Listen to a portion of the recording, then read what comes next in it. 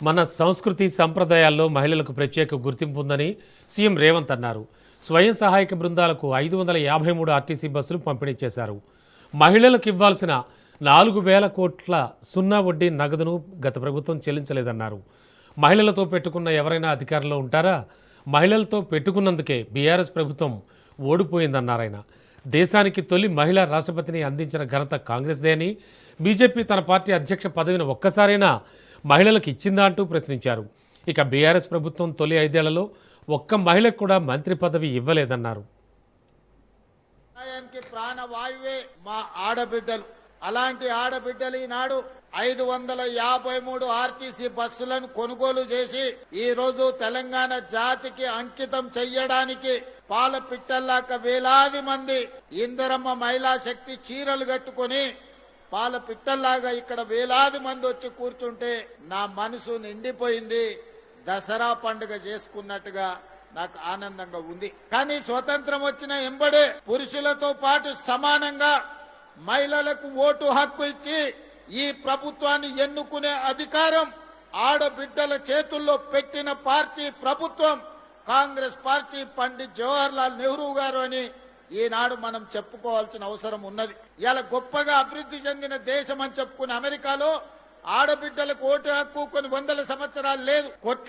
కొట్లాడంగా వాళ్ళకు వచ్చింది. కానీ అడక్క ముందే ఆడబిడ్డకు ఆనాడు పండిత్ జవహర్ లాల్ నెహ్రూ గారు ఆడబిడ్డకు ఓటు హక్కు ఇచ్చింది. రాష్ట్రంలో ఎక్కడికి వెళ్ళినా ఏ ఆడబిడ్డ కూడా అనా పైసా చెల్లించకుండా ఆర్టీసీ బస్సులో ఉచిత ప్రయాణం చేస్తుంటే కొంతమందికి కడుపు నొప్పి లేచి వాళ్ళ మనసంతా విషం, కడుపు నిండా విషం, కళ్ళల్లో నిప్పులు పోసుకొని ఆటో డ్రైవర్లను రెచ్చగొట్టి ధర్నాలు చేపించి ఆడబిడ్డలకు ఉచిత బస్సు బంద్ చేయాలని రోడ్డు ఎక్కింది. నేను ఆ ఇళ్ళ పిలిపించిన మా అక్కలకు, అక్క ఎవ్వడు రోడ్డు ఎక్కితే వాళ్ళ ఇంట్లోండే ఆడబిడ్డ బువ్వ బంధు పెట్టుర్రి, సలాకి కాల్చి వాతలు పెట్టుర్రు అని ఒక్క దెబ్బకే అర్థమైంది. మా అక్కలందరూ తయారైనరు.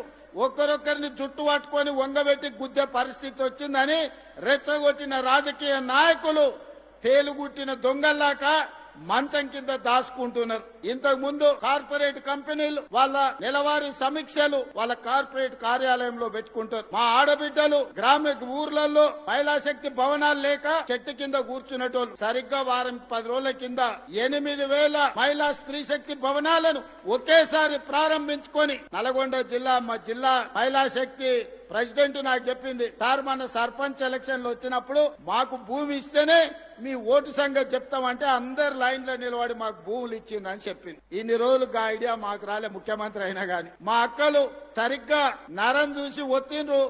అందరు స్థానిక సంస్థల ప్రజా ప్రతినిధులు 8,000 భవనాలు కట్టుకోవడానికి భూములు అప్పచెప్పారు. ఇవాళ వాటికి నిధులు కూడా మా సీతక్క మంజూరు చేసింది. ఇదే కాదు 22 జిల్లాలలో ఇందిరా మహిళా శక్తి భవనాలు కార్పొరేట్ ఆఫీసులతో పోటీ పడే విధంగా మీ జిల్లా ప్రణాళికలు, మీ భవిష్యత్ ప్రణాళికలను రచించుకోవడానికి అద్భుతమైన ఆఫీసులు కట్టుకున్నారు. అమెజాన్ నుంచి ఎవరు వచ్చినా మీ ఆఫీసులో కూర్చొని తలెత్తుకొని నడిపించే విధంగా ఈ రోజు మీ జిల్లా మహిళా శక్తి భవనాలు రాబోతున్నాయి. అందుకే ఇవాళ మా ఆడబిడ్డలకు మాట ఇస్తున్నా, మిమ్మల్ని కోటీశ్వరులను చేసే వరకు విశ్రమించేదే లేదు.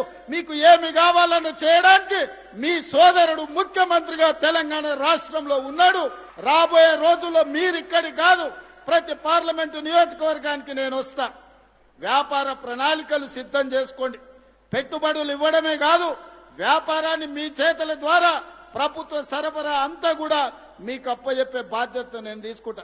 దళారుల కోసమో కమిషన్ ఏజెంట్ల కోసమో తెలంగాణను దోపిడీ చేసేటోళ్ల కోసం ఈ ప్రభుత్వంలో స్థానం లేదు. ఆర్థికంగా నిలబడే మా ఆడబిడ్డలకు అవకాశం ఇచ్చే బాధ్యత ఈ ప్రభుత్వం తీసుకుంటుంది. ఈ ప్రభుత్వం మీది, ఈ ప్రభుత్వం మనది.